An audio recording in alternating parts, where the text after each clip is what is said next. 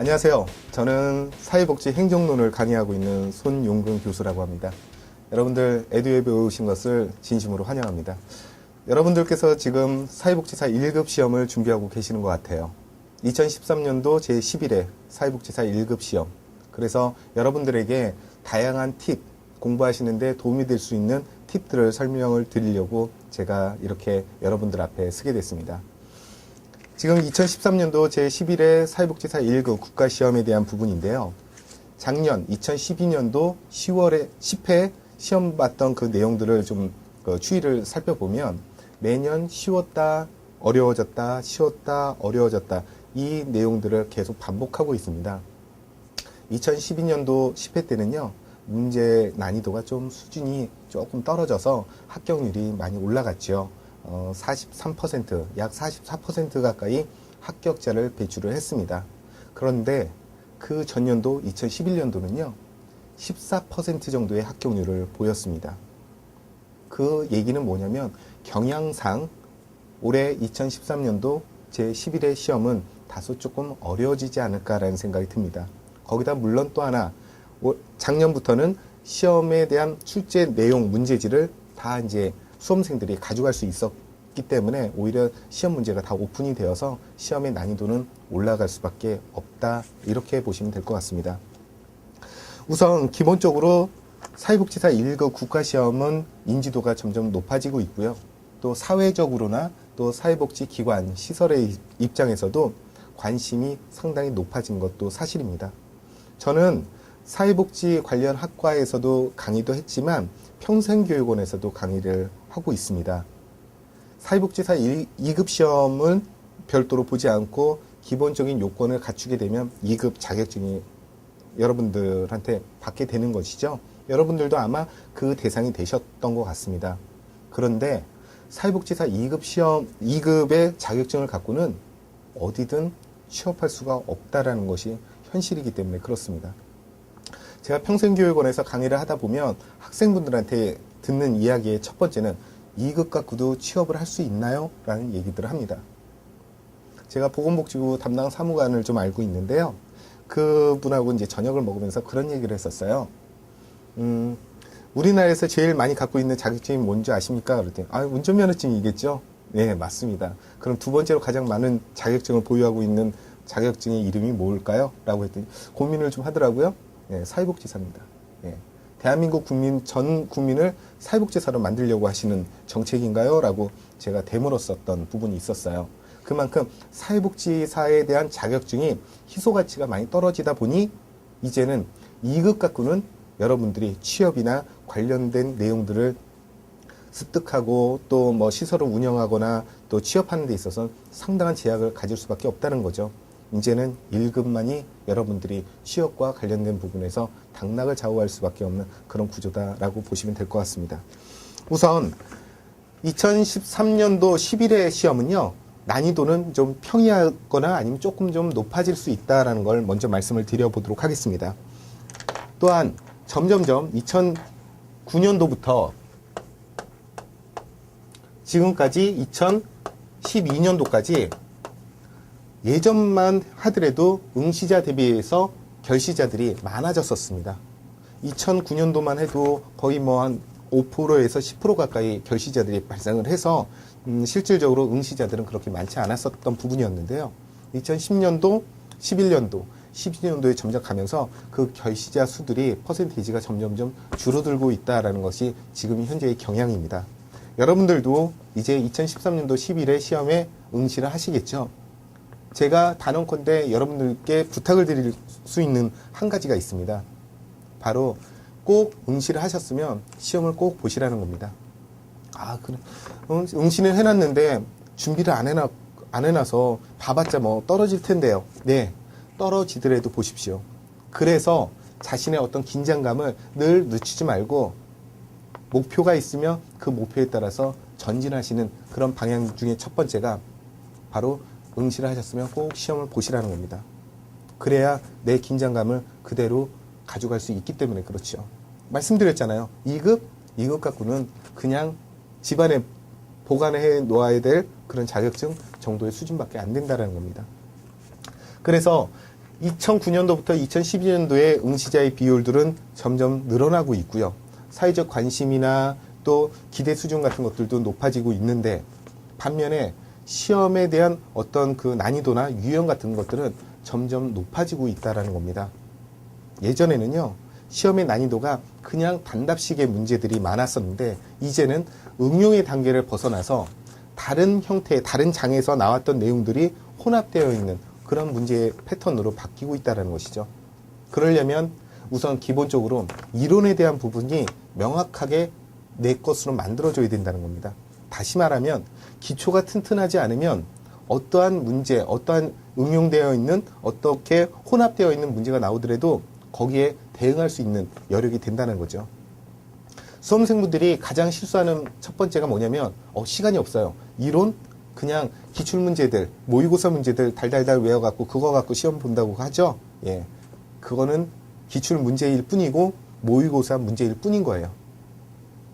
저희 교수들도요, 시험이 어떻게 나올지는 아무도 예상할 수는 없습니다. 그냥 그저 그 경향들에 따라서 이런 형태의 또 중요한 난이도를 상중하로 나눠서 이런 부분들은 분명히 나옵니다. 이 부분이 지난해 나오지 않았기 때문에 요번에 꼭 나올 수가 많습니다. 이런 형태의 어떤 그 감각을 갖고 설명을 드리는 것이지, 저희는 시험 출제위원이 아닙니다. 그렇죠. 그렇기 때문에 그냥 그저 기출문제나 모의고사 문제만을 갖고는 여러분들에게 합격이라는 그 두 글자는 설명드리기가 상당히 어렵다는 거죠. 중요한 것은 이론이 밑바탕이 되어서 그 이론과 함께 기출문제, 모의고사 문제를 하면서 내 스스로의 어떤 실력을 쌓아가는 그런 시간들을 가져주셨으면 좋겠습니다. 우선 기본적으로 체계적인 준비가 필요하겠죠. 첫 번째, 여러분들은 이론에 대한 학습이 먼저 선행이 돼야 될 겁니다. 또한 공부를 하다 보면 매너리즘에 빠지기도 하고요. 내가 굳이 이렇게 해야 되나? 라는 어떤 회의를 느낄 수도 있겠죠. 그러면 에듀웨이버 홈페이지에 오시면 합격자분들의 어떤 수기 내용들이 있습니다. 어떻게 공부를 했는지, 어떻게 이런 매너리즘이나 이런 힘든 부분들을 극복했는지에 대한 내용들을 쭉 읽어보시면서 나도 지금 이런 상태인데 이분도 이랬었구나. 네, 합격자 모두 또 수험생 모두는 다 같은 고민들을 하고 있다는 것이 공통점이라는 거죠. 공부하는 거 쉬운 일 아닙니다. 하지만 여러분들이 목표의식을 갖고 그 목표를 조금씩 한 단계 한 단계 준비하는 그 과정 속에서 나중에 2013년도 2월에 시험을 보실 때 여러분들은 합격이라는 흘린 땀방울에 대한 기쁨, 희열을 느낄 수 있다는 겁니다. 그러니 우선 이론과 함께 힘들 때 합격자들의 수기 같은 것들 내용을 쭉 읽어보시면서 같은 마음을 느끼시면 좋으실 것 같고요. 두 번째, 강의를 들으시는 게 좋습니다. 왜냐하면 저도 학부나 또 평생교육원에서 강의를 하지만 이런 시험 내용들하고는 좀 틀립니다. 시험 내용은 지금 학원처럼 왜?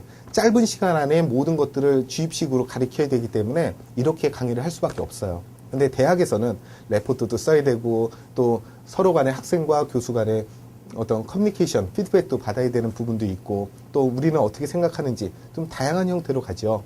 그것만을 갖고는 여러분들이 시험에 응시하기가 어렵다는 겁니다. 교재가 필요할 테고요. 그 다음에 학원이나 그 다음에 이렇게 사회복지사 1급을 준비하는 그런 온라인 강의나 오프라인 강의 같은 것들을 들으시면서 사회복지사 1급을 준비하셔야 된다는 거죠. 예전에 저 교재 그런 거 있어요. 예, 그거는 교재일 뿐이죠. 예, 시험을 볼 때는 시험에 필요한 교재가 별도로 있으셔야 된다는 겁니다. 또한 기간을 두고 시간을 안배를 해서 좀 더 효율적으로 시간을 사용하시는 것이 필요하다고 보여집니다. 여러분들 예전에 일정표라는 거 이렇게 동그라미 그려갖고 만들었던 거 있으시잖아요. 그렇게 틈틈이 시간을 쪼개서 내 시간으로 만드는 그런 노력도 필요할 거라고 보여집니다. 그래서 직장 생활하고 계시는 분들도 계실 테고요. 또한 지금 4학년이신 분들도 있으실 테고요.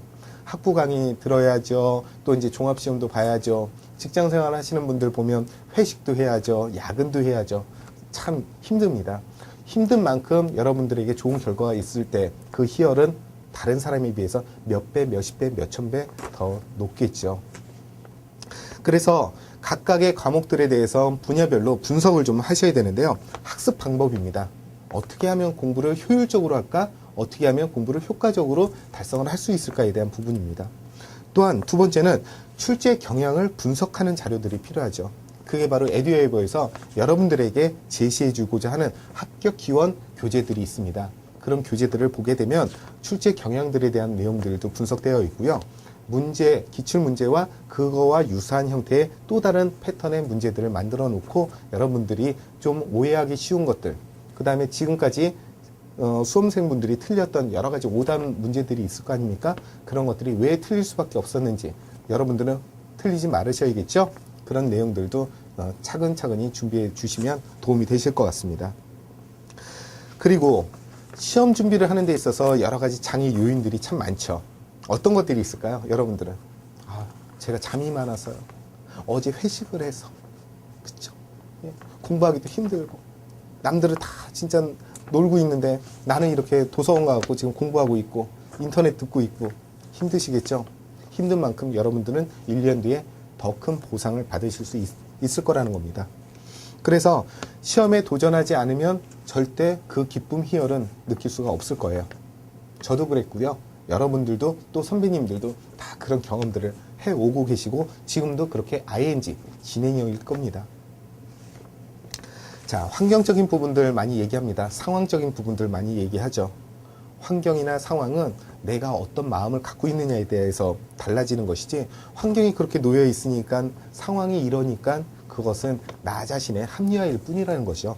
어떠십니까? 여러분들도 여러분들 스스로가 이런 환경, 이런 상황이라는 것 때문에 자기 자신을 합리화시키고 거기에 수긍해 나가는 그런 적은 없으십니까? 공부는요, 그 환경과 상황을 여러분들의 것으로 만드시는 것이 필요한 거고 그런 노력 없이는 절대 합격이라는 것은 여러분들 손에 놓여지지 않을 거라고 저는 단언할 수 있습니다.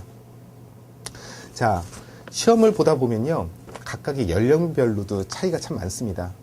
아무래도 뇌세포가 이제 많이 이제 줄어들겠죠. 나이가 들면서. 예. 여담입니다. 시간이 나이에 따라서 그 흘러가는 속도가 매우 느리다고 또는 매우 빠르다고 얘기를 합니다. 그럼 왜 그럴까요? 바로 정답은 기억력 때문에 그렇다고 합니다. 의학적으로. 20대 때, 10대 때는 나 빨리 20살이 돼야 될 텐데 내가 성인식을 해야 될 텐데 여러분들 그런 생각 가진 적 없으십니까? 나도 빨리 어른이 되어서 남자들 어른들처럼 술도 먹고 담배도 피우고 싶고 또 데이트도 하고 싶고 연애도 하고 싶고 이런 생각 해본 적 없으십니까?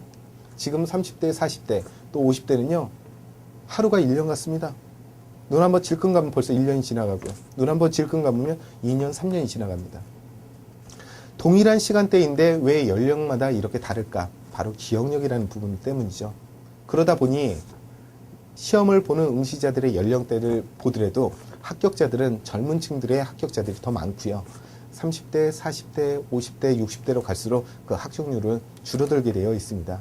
그러니 다른 분들에 비해서 아무래도 연령이 있으신 분들은 그것을 감안하고 또 보완하기 위한 노력이 필요하겠죠. 뭘까요?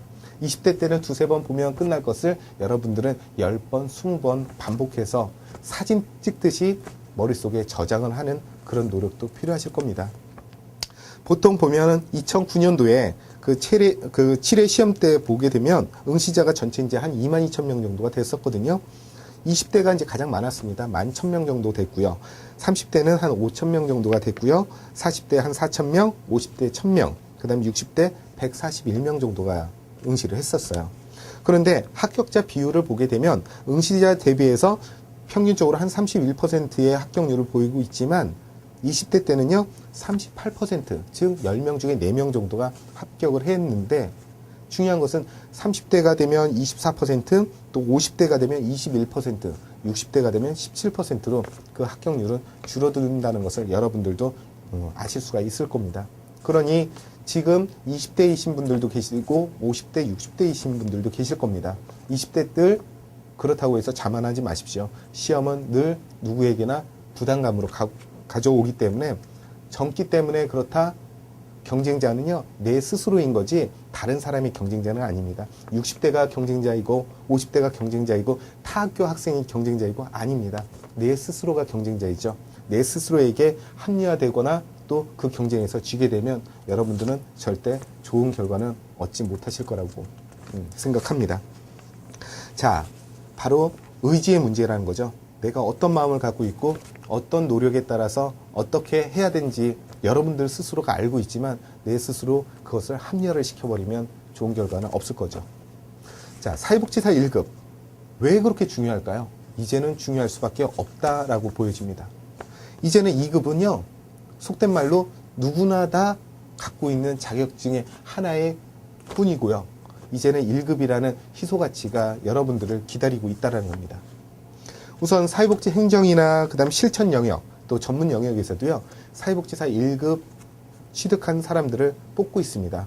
복지관이나 시설이나 복지재단 같은 경우에도 아예 그냥 못을 박아서 사회복지사 1급 자격증을 갖고 있는 사람을 우대한다라고 표기가 되어 있죠.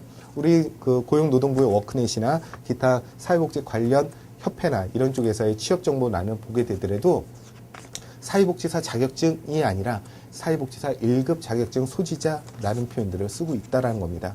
그렇기 때문에 여러분들이 사회복지를 전공을 하시고 사회복지 관련된 시설이나 기관이나 재단 같은 곳에 취업을 하고자 한다면 1급은 정말 필요한 부분이겠죠. 자, 사회복지사 1급이라는 것은 그만큼 전문성과 책임성이 같이 따라가기 때문에 바로 여러분들이 전문가로서 인정받을 수 있는 아주 좋은 기회다라고 생각이 듭니다. 사회복지사 1급을 취득하게 되면 어떤 부분에서 진로를 선택할 수 있는지, 바로 시설이나 기관, 복지관 같은 곳에 중간 관리자로서도 취업이 되실 수가 있고요. 그 다음에 사회복지 관련 단체 같은 곳에 간사로서도 역할을 하실 수가 있습니다. 또한 그것뿐만 아니라 사회복지 관련된 내용에서도 강의도 하실 수가 있죠. 저처럼 저도 사회복지사 1급이거든요. 예, 대학에서 평생교육원에서 기타 학원에서도 여러분들에게 강의가 주어질 수가 있습니다. 또한 사회복지사 1급을 갖고 계시면요, 나중에 사회복지 관련 시설을 운영하실 수 있는 시설장도 되실 수 있다는 겁니다.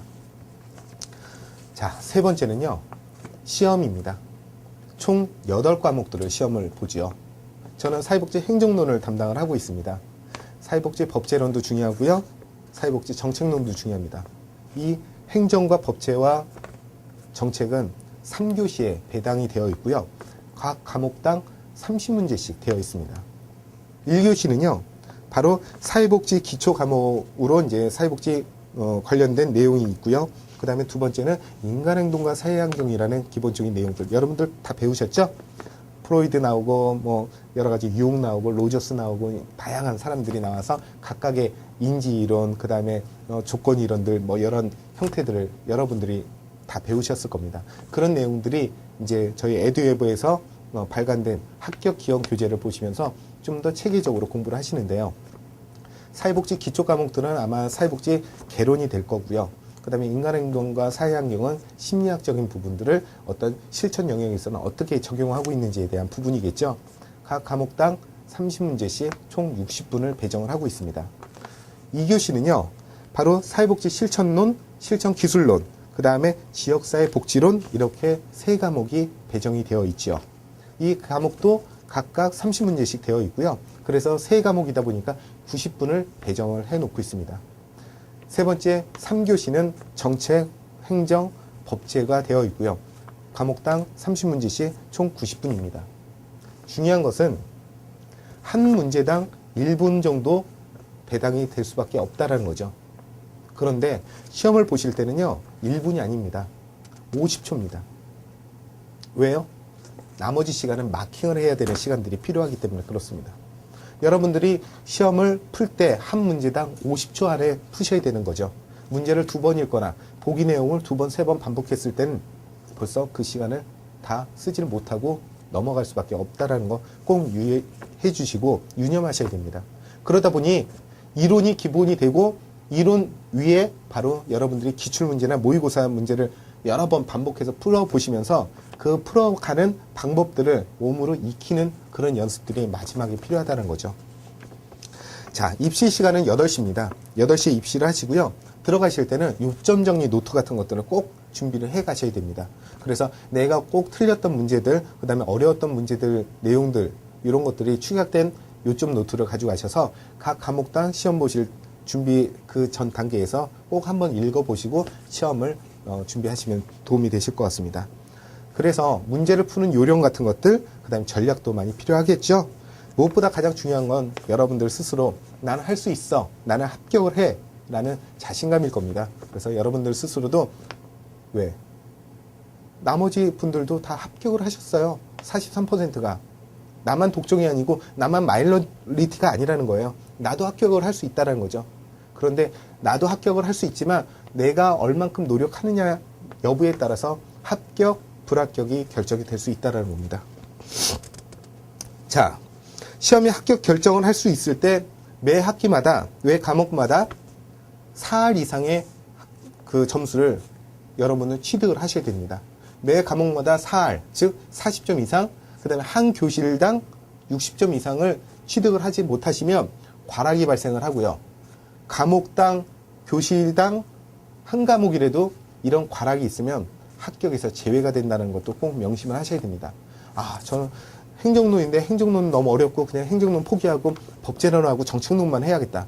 예, 법제론, 정책론 다 만점 받으셨고 행정론 20점 받으시면 예, 불합격입니다.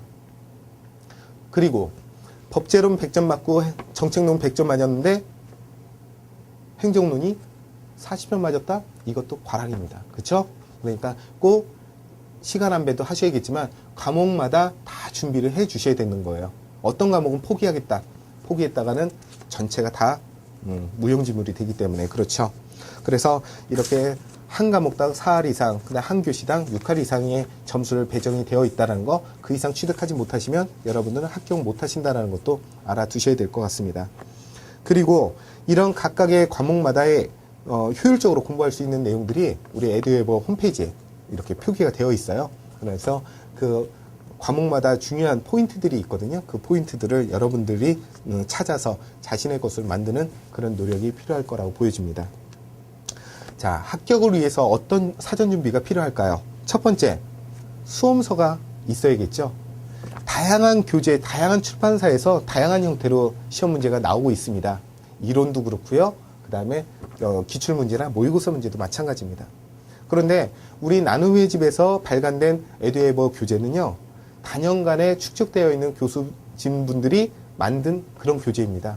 그러다 보니까 좀 더 확실하게, 좀 더 체계적으로, 좀 더 효과적인 여러 수험생분들에게 도움을 드리고자 만든 자료이기 때문에 다른 출판사에서 만든 그런 교재보다는 더 우수하다라고 저는 자평할 수 있을 거라고 보여집니다.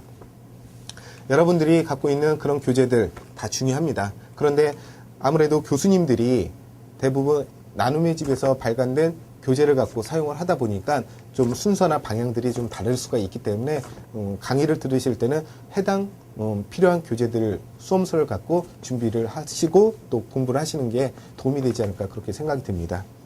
그리고 공부 방법은 그렇습니다. 아까도 말씀드렸던 대로 각각의 일정표를 만들어 놓으시고 그 일정표에 맞게끔 내가 어떠한 일이 있어도 2시간이든 1시간이든 공부하는 그런 습관 길어주시면 여러분들한테 도움이 될 수 있는 시간이 되지 않을까 생각이 듭니다. 또한 아까도 말씀드렸던 대로 대학이나 온라인이나 오프라인 특강들 많습니다. 꼭 들으셔야 됩니다. 들으셔서 어떤 흐름으로 가고 있다라는 내용들도 알 수 있겠죠. 그런 부분이 필요합니다. 그 다음에 동영상 강의 꼭 수강을 하시는 게 도움이 되실 것 같습니다. 특강은 특강인 거고요. 그 다음에 동영상 강의 같은 경우에는 이론의 체계를 기초부터 다져나가면서 응용이라는 모의고사 문제들을 여러분들의 형태로 만들어주는 그런 작업이기 때문에 꼭 동영상 강의를 들으셔야 될 것 같습니다. 학습 계획은 그렇죠. 우선 기초 입문하는 그런 과정들인데요. 내용들을 보다 보면 용어 선택들이 참 애매한 것들이 많습니다. 그렇죠? 매너리즘, 번아웃, 여러 가지 형태가 있죠. 그 다음에 사회복지는 휴먼 서비스다. 인간을 원료로 하고 있다. 내용들이 다양하게 나와 있어요. 근데 용어를 모르면 문제의 패턴을 잘 모르는 경우들이 많습니다. 그래서 용어 정의를 여러분들의 것을 만드시는 노력이 필요할 테고요. 그 다음에 조문과 관련된 특강들도 들으셔야겠죠. 그 다음에 그거에 따라서 이론을 완성을 시키고 이론 위에 여러분들의 기출문제와 모의고사 문제로 여러분의 능력을 향상시키는 그런 작업이 필요할 거라고 보여집니다. 또한 12월 달, 1월 달이 되면요. 마무리 특강을 하게 됩니다. 이 마무리 특강 때는 다시 한번 핵심 이론적인 내용들을 정리를 해드리고요. 그리고 나서 바로 기출문제 요약 정리들을 하면서 여러분들이 마지막까지 최선을 다할 수 있도록 교수진들이 여러분들을 위해서 최선을 다할 그런 노력들을 하고 있을 겁니다. 자, 여러분들이 왜 공부를 하시고 왜 이렇게 사회복지사 1급을 준비하기 위해서 이렇게 힘든 고생의 길을 선택을 하셨습니까?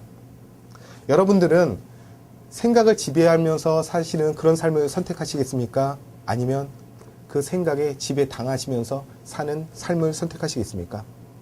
바로 생각이 나로 인해서 어떻게 살아갈지 내가 선택을 할 것인지 아니면 그 생각되는 대로 살아가는 것인지는 여러분들의 선택의 몫이라는 거죠. 어떤 삶이 더 나을까요? 생각하면서 사시는 게 좋으실까요? 생각이 아니라 살아가는 대로 생각하면서 사시는 게 좋으실까요? 아마 전자이겠죠? 내가 어떤 목표를 두고 있고 어떻게 하고자 하는 전체적인 로드맵이 그려진다면 여러분들은 꼭 분명 합격이라는 그 길을 선택하실 거라고 저는 장담합니다. 사회복지사 1급 국가시험 이제 멀지 않았습니다. 여러분들이 조금 더 노력하시고 분발하신다면 좋은 결과 있으실 거라고 저도 장담을 합니다. 또한 우리 에듀에버에 있는 모든 교수진들은 여러분들이 꼭 합격할 수 있도록 마지막까지 최선을 다해서 여러분들에게 합격이라는 두 글자를 여러분들께 선물을 꼭 해드리고자 합니다. 그래서 제가 에듀에버의 교수 대표로서 여러분들을 이 자리에서 여러분들께 합격이 무엇인지, 합격을 하기 위해서는 어떤 노력들이 필요한 것인지를 잠깐 설명을 드렸습니다. 어떠십니까? 여러분들 꼭 합격하실 수 있으시겠죠? 저희 에듀에버 교수진들을 믿고 열심히 따라와 주신다면 여러분들은 좀 꼭 좋은 결과가 있으실 거라고 저는 믿어 의심치 않습니다. 마지막까지 최선을 다하시는 그런 모습 보여주시기 바라겠습니다. 감사합니다.